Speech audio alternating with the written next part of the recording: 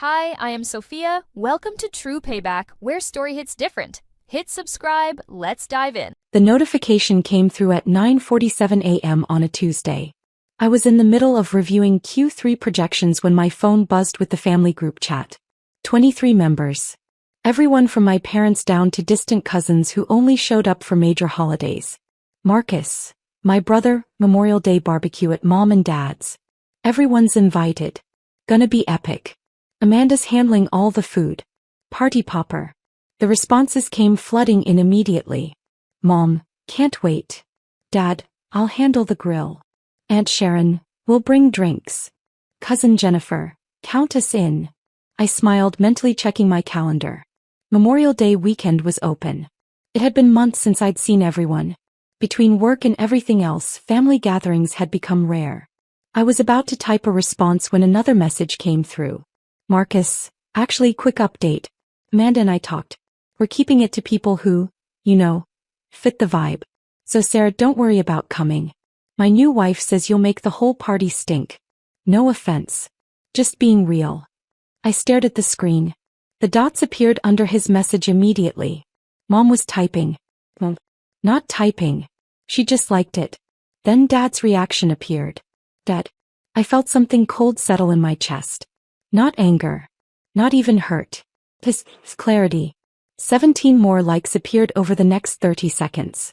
Aunt Sharon. Uncle Pete. Cousin Jennifer. Cousin Mike. Even my grandmother. The only people who didn't react were the ones who probably hadn't seen it yet. I looked at the message again. You'll make the whole party stink. My brother. My actual brother. The kid I'd helped through college algebra. The guy I'd lent $3,000 to when his car died junior year. The same person who'd called me crying when his first girlfriend dumped him. That brother. I took a breath and typed, got it. Then I opened my secure messaging app and sent a different message. To Richard Chin, Venture Capital Director. Subject. Immediate action required. Message. Pull all funding from Cascade Marketing Solutions. Effective immediately. I want every dollar out by end of business today. No exceptions. I hit send and set my phone face down on my desk. My assistant Jennifer knocked and entered. Ms. Rodriguez? Your 10 a.m. is here. Thank you. Give me 2 minutes. She nodded and closed the door. I stood up, walked to the window of my corner office on the 43rd floor and looked out at the city. From up here everything looked small. Manageable. Ordered. My phone buzzed. I ignored it. It buzzed again. And again. And again. I let it buzz. Here's what my family knew about me. I worked in business stuff. That's literally how my mother described it to people. Sarah does business stuff. Something with computers, I think. They knew I had an apartment in the city. They knew I drove a modest Honda Civic. They knew I wore plain clothes and didn't show up to things dripping in jewelry. What they didn't know, I was the founder and CEO of Vertex Capital Group, a venture capital firm that managed $840 million in assets. What they really didn't know, I was the anonymous investor behind 18 different companies, including Cascade Marketing Solutions, the startup that my brother's wife, Amanda, had been building for the past 14 months. I'd met Amanda exactly twice. Once at Marcus's engagement party, where she'd spent 20 minutes talking about her revolutionary marketing platform and how she was disrupting the industry. She'd been charming, enthusiastic, full of ideas. The second time was at their wedding where she'd barely acknowledged me. I was seated at table 12 near the back with relatives I'd never met. But I'd heard about Amanda plenty through my brother. How smart she was. How ambitious. How she'd graduated from Wharton. How her startup was going to be the next big thing.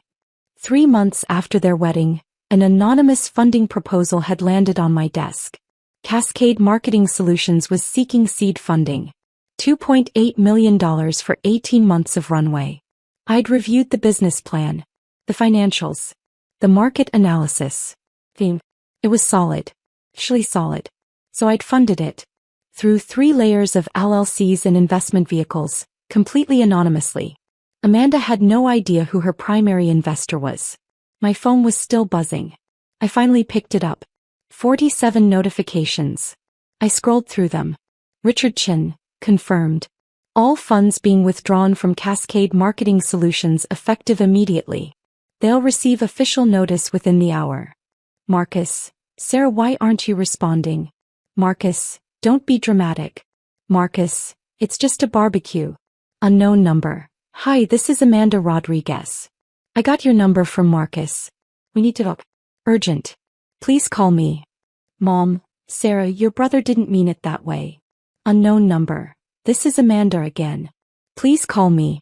Something happened with my company. It's an emergency. Marcus, Amanda is freaking out about something with her business. Do you know anything about investment stuff? She needs help. I set the phone down again. Jennifer buzzed through the intercom. Ms. Rodriguez? Amanda Rodriguez is here. She doesn't have an appointment, but she says it's urgent. Is quite insistent. I checked my watch. 10:15 a.m. Fast. Send her in. Amanda Rodriguez looked different than she had at the wedding. Her Wharton confidence had been replaced with something that looked like panic barely held in check. She walked into my office in designer jeans and a blazer, carrying a leather tote that probably cost more than most people's monthly rent. Her eyes scanned the space, the floor-to-ceiling windows, the modern furniture, the awards on the credenza, with visible confusion. Sarah, she said. What are you doing here? I gestured to the chair across from my desk. I work here. Please sit down. She remained standing. I don't understand. Marcus said you did some kind of administrative work. This is the executive floor. Yes. Sarah, I don't have time for this. I need help. My company just lost its primary investor. $2.8 million gone. Just like that.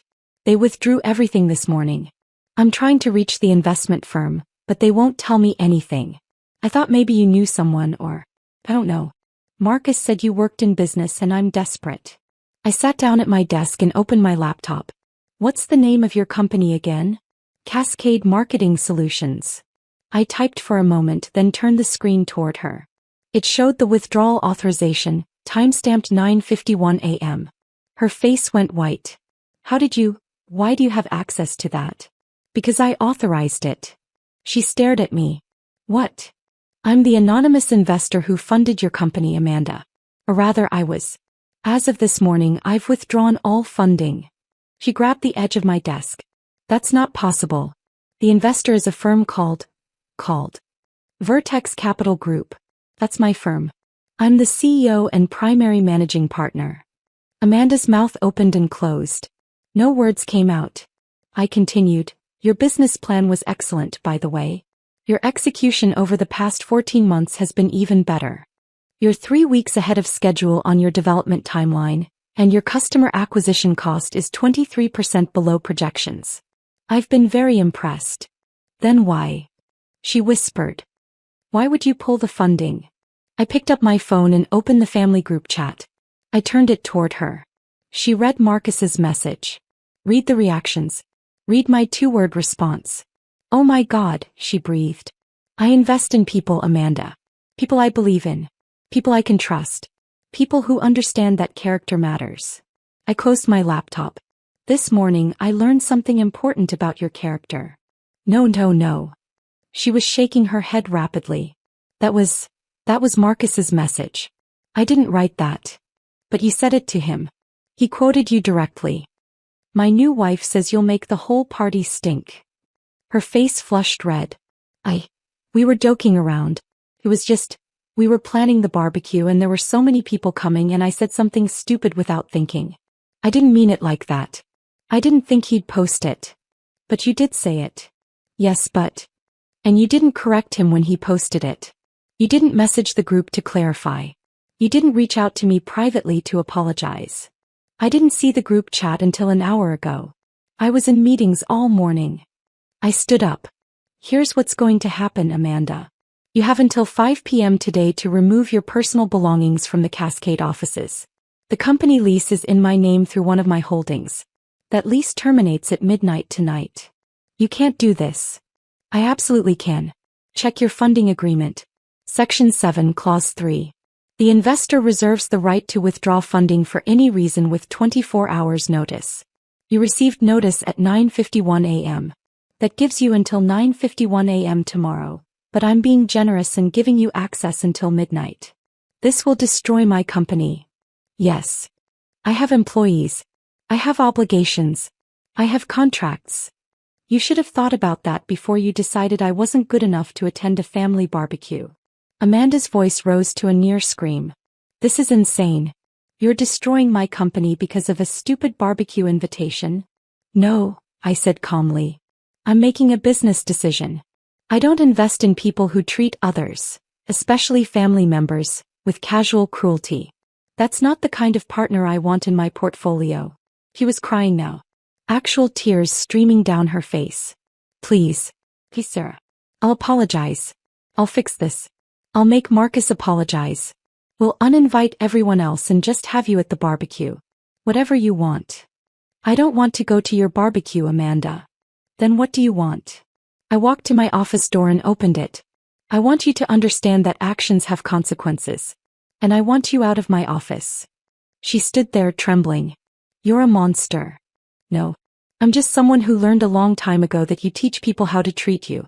Now if you'll excuse me, I have an 11 a.m. call. She grabbed her bag and walked to the door. She stopped in the doorway and turned back. Marcus was right about you, she said, venom in her voice. You're a problem. You're bitter and jealous and... Jennifer, I called to my assistant. Please escort Ms. Rodriguez to the elevators. Amanda left, her heels clicking angry staccato beats down the hallway. I closed the door and returned to my desk. My phone buzzed. Marcus, what the hell did you do? I silenced my phone and returned to my Q3 projections. The messages didn't stop. By noon, I had 247 unread messages in the family group chat. By 2 p.m. my voicemail was full. By 4 p.m. my mother was in my lobby. Jennifer buzzed through. Your mother is here. She seems upset. Send her up. My mother had never been to my office. She didn't even know the name of my company. For all she knew, I was a mid-level manager somewhere. The expression on her face when she walked off the elevator, when she saw the Vertex Capital Group logo on the wall, when the receptionist greeted me as Ms. Rodriguez, when she followed Jennifer down the executive corridor, was almost worth the price of admission. She entered my office in silence. I gestured to the chair. Mom. She sat down slowly, looking around the office like she'd entered an alternate dimension. Sarah, what is this? This is where I work. You're a secretary here? I'm the CO. She blinked. That's not possible. I pulled up the company website and turned my laptop toward her. There was my photo under leadership team. Sarah Rodriguez, founder and CEO. She stared at it for a long moment. I don't understand. You drive a Honda Civic. I like Honda Civics. They're reliable. You live in that small apartment. It's rent-controlled and close to the office. Very convenient. You never said, you never told us. You never asked, Mom. Every time I tried to talk about work, Dad would change the subject. Marcus would make jokes about me being too boring. You'd tell people I did business stuff with computers. After a while, I stopped trying. She was quiet for a moment. Then, Amanda is devastated. I'm sure she is. Her company is ruined. She might have to declare bankruptcy. That's unfortunate. Sarah, you can't do this to family. I leaned back in my chair. Mom, let me ask you something. Why did you like Marcus's message this morning? She looked confused. What message? I showed her the group chat on my phone. She read it and her face went pale. I didn't read it carefully. I was at the grocery store. I just saw Marcus posted about the barbecue and hit like. I didn't see what he said about you. What about Dad? I don't know. You'll have to ask him. And the other 17 people who liked it? She had no answer for that. Here's what I learned this morning, Mom. When my brother publicly insulted me, told me I wasn't welcome at a family event, and said I would make the whole party stink, 23 family members saw that message. 17 of them liked it. 4 of them didn't react. Only 2 people, Cousin Rachel and Uncle Tom, messaged me privately to say that was wrong. People just hit like without thinking. Exactly. They don't think. They don't think about how their actions affect other people. They don't think about the message they're sending. They just click like and move on. I stood up.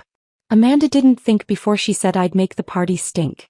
Marcus didn't think before he posted it publicly. You didn't think before you liked it. And now you're all surprised that there are consequences. But destroying her company. I made a business decision, Mom. I withdrew my investment from a company run by someone who demonstrated poor judgment and questionable character. That's not revenge. That's just good business. She's your sister-in-law. She's someone who decided I wasn't good enough to attend a barbecue.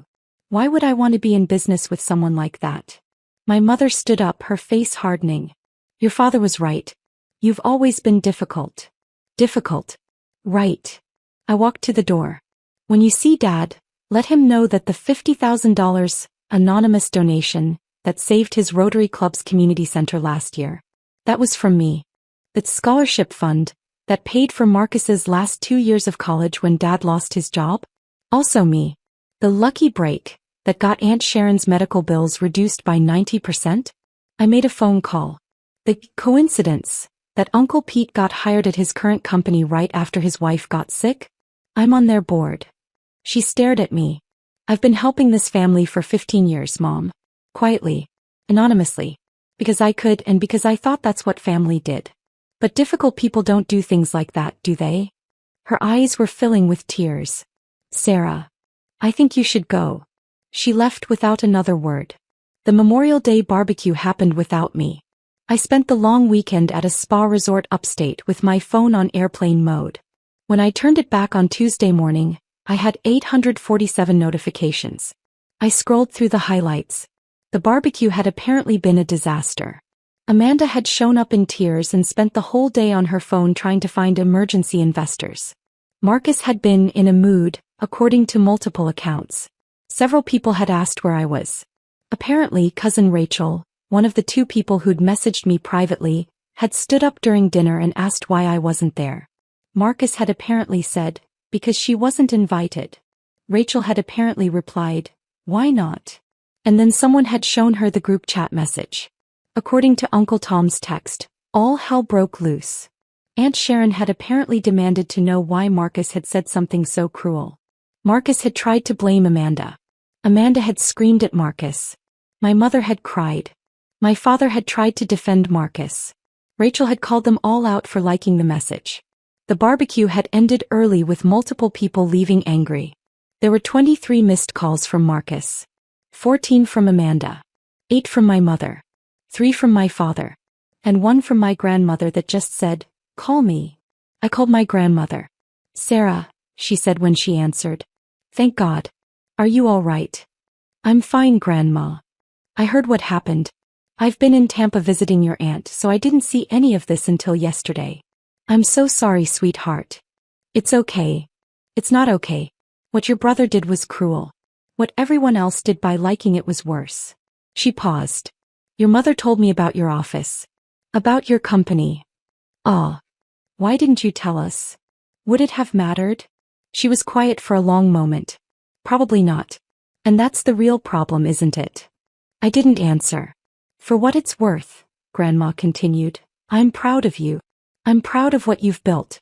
And I'm proud that you stood up for yourself. Thanks, Grandma. But Sarah, what you did to Amanda's company, that was harsh. It was business. Was it?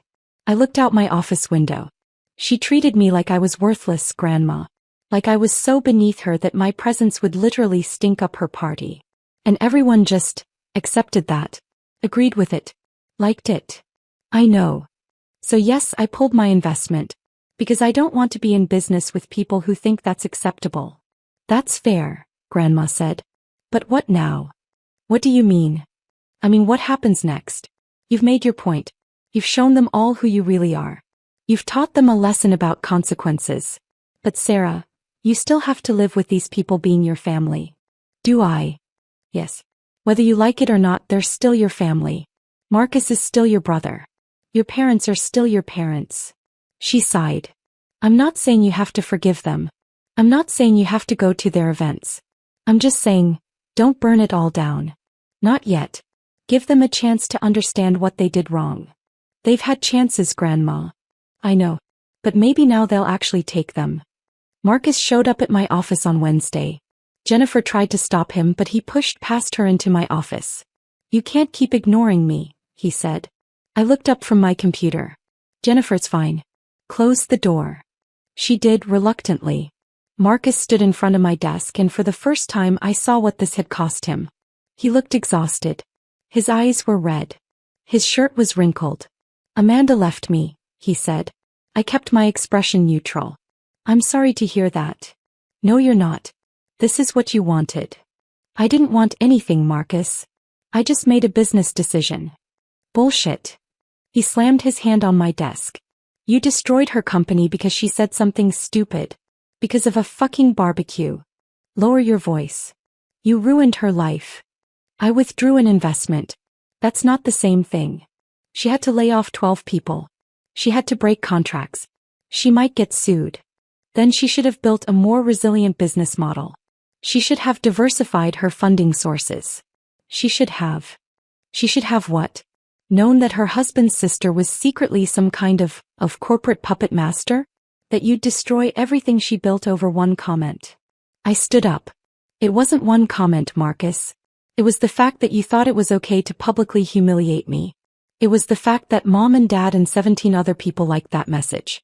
It was the fact that not one of you thought, hey, maybe this is cruel. Maybe we shouldn't exclude Sarah from a family event and mock her at the same time. It was a joke. Was it? Because it didn't feel like a joke to me. He ran his hands through his hair. I'm sorry, okay? I'm sorry I posted that.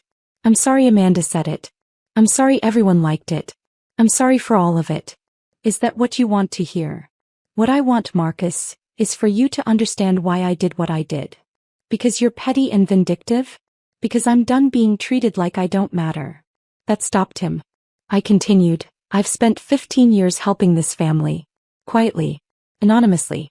I've paid for things, fixed things, opened doors, made calls. I've done it all without asking for credit or recognition. But apparently that didn't earn me basic respect. It didn't earn me the right to be treated like a valued member of this family. So when I finally stood up for myself, when I finally said, no, I won't accept being treated like this, you're calling me petty. Sarah. Do you know why I never told anyone about my company? Because every time I tried to talk about work, Dad would say it was boring. Every time I tried to share something I was proud of, you'd make a joke. Every time I wore something nice or did something for myself, Mom would make a comment about me putting on airs. So I stopped trying. I kept my life separate. I drove my Honda and lived in my small apartment and kept my mouth shut. Marcus sank into the chair. I didn't know. You didn't ask. We sat in silence for a moment. Finally, Marcus said, Amanda's parents are helping her. She might be able to salvage something. Good. She wants me to ask you to reconsider. No. Sarah. No, Marcus. That bridge is burned. I will never do business with Amanda, and I will never invest in her companies. She's on her own. He nodded slowly, then stood to leave. At the door he turned back. For what it's worth. I saw your office. I saw your name on the wall. I googled your company. He paused. I'm impressed. I'm really impressed. And I'm sorry I never knew. I'm sorry I never asked. Thank you. Does this mean you're coming to Thanksgiving? I don't know yet. He nodded and left. It's been 6 months since the barbecue that never happened. Amanda and Marcus are still separated. Last I heard, she's working as a marketing consultant and trying to rebuild. Marcus is in therapy. My mother calls once a week. The conversations are stilted and awkward, but we're trying. My father and I haven't spoken. He sent one email that just said, we should talk. I replied, when you're ready to listen. He hasn't responded. The family group chat still exists, but it's mostly quiet now. People post occasionally, birthday announcements, holiday photos, but the casual cruelty is gone. Everyone's more careful. Cousin Rachel and I have gotten close. She's the only one who really understood. Grandma still calls every Sunday. Last week I got an invitation. Thanksgiving at my parents' house. Handwritten. Addressed to me specifically. We would be honored if you would join us. I haven't responded yet. My therapist says I should go if I want to, but only if it's truly what I want. Not out of obligation. Not out of guilt. Not because they've suffered enough. Only if I want to. I'm still deciding. Because here's what I've learned. Family is supposed to be the people who see you, who value, who would never publicly humiliate you and expect you to just take it. And if your biological family can't do that, maybe you need to build a different kind of family. Maybe that's what I've been doing all along. Building something real, something valuable, something strong without needing their permission or their approval. My company is thriving. My investments are solid. My life is exactly what I built it to be. And if they want to be part of that, they're going to have to earn it. One real conversation at a time. One genuine apology at a time. One moment of actual respect at a time. Because I'm done making it easy for them. I'm done being the person they can ignore, mock, and exclude without consequence. I'm Sarah Rodriguez. I'm the CEO of Vertex Capital Group. I manage $840 million in assets. I've built something extraordinary.